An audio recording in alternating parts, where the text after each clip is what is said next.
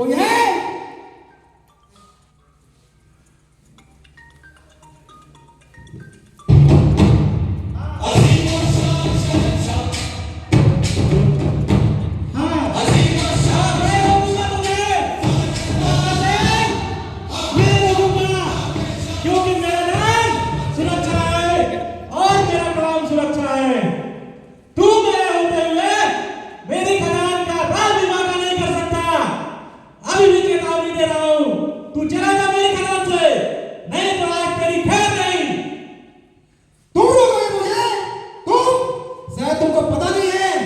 कोल India की खदानों में एक्सीडेंट कराने का ठेका मिलता है मेरे को।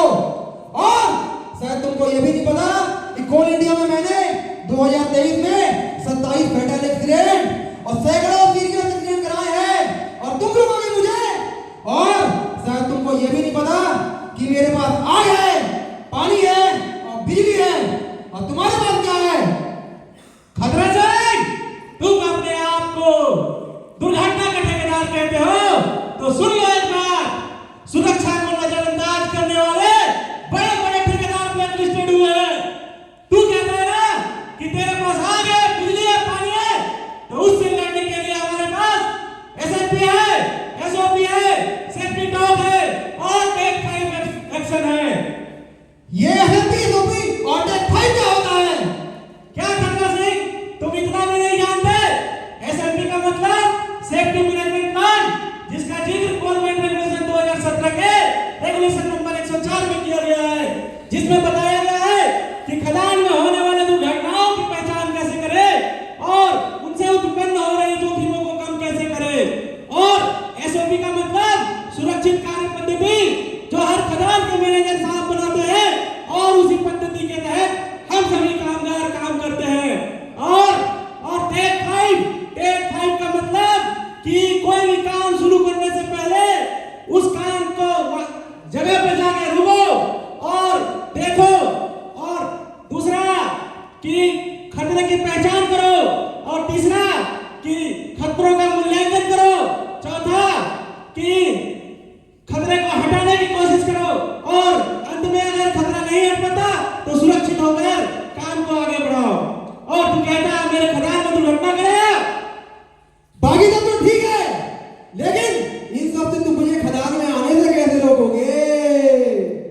खतरा सिंह, उसके लिए हमारे पास 4 शक्तियां हैं। हमारी पहली शक्ति एलिमिनेशन।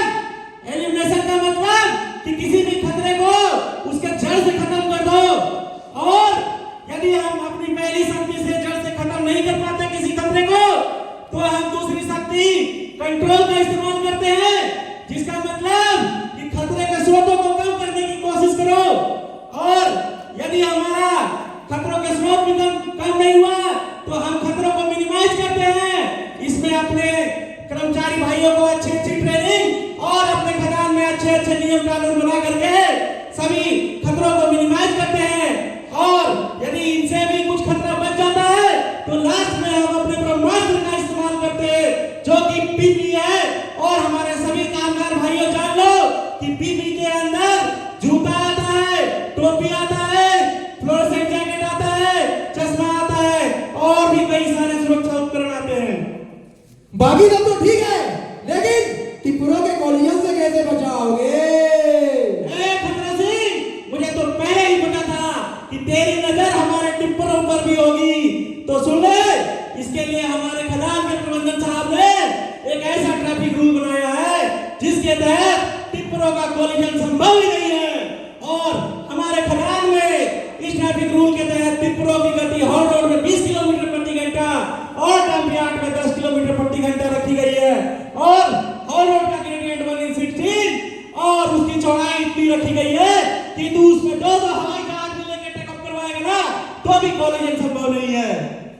बाकी सब तो ठीक है, लेकिन ये मोबाइल फोन से कैसे बचाओगे? यहाँ तो इस हदीस के आदी है। ये मोबाइल फोन तू नहीं जानता कि हमारे खदान के प्रबंधन कितने स्ट्रिक्ट हैं।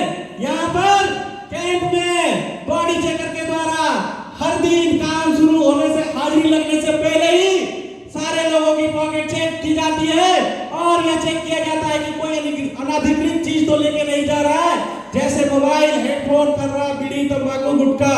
और तू कैसे कह सकता है कि हमारे खदान में इन सब चीजों से खतरा होगा? बाकी तक तो ठीक है, लेकिन मेरी पहली साली बिजली रानी से कैसे बचाओगे? तेरी ये साली बिजली रानी, इसको तो हम कब का 3 तलाक दे चुके। जाके देख हमारे खदान में जितने भी इलेक्ट्रिकल इक्विपमेंट है ना, सारे के सारे एमसीबी और बीसीबी से जुड़े हुए हैं।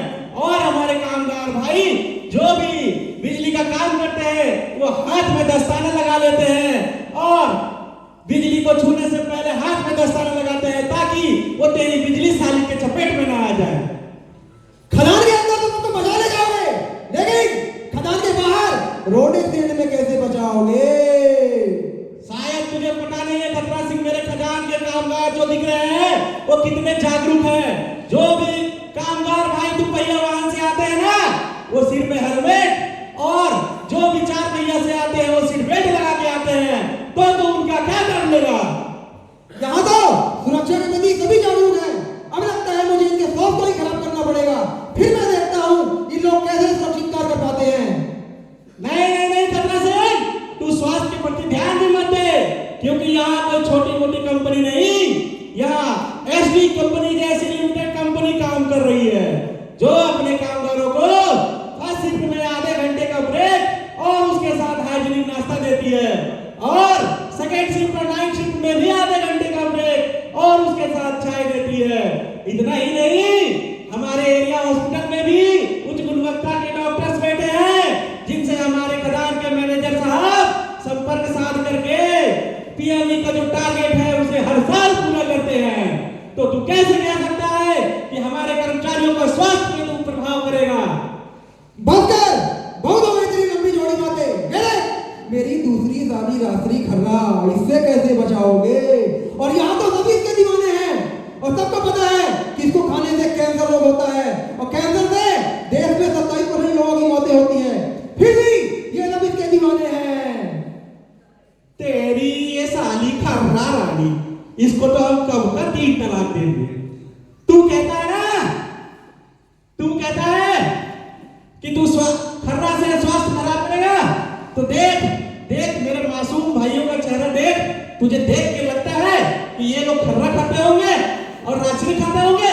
इतने मासूम चेहरा लेकर के हैं और ये खर्रा खाते होंगे और राजनी खाते होंगे, देख के लगता है तुझे?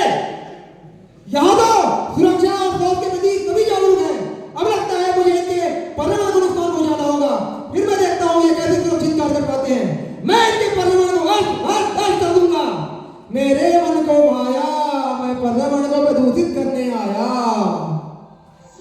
तेरे मन को भाया, तू पर्यावरण को प्रदूषित करने आया?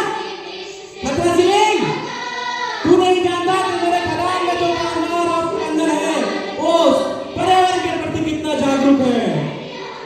तुझे लगता है ये सब लोग पर्यावरण के प्रति जागरूक है?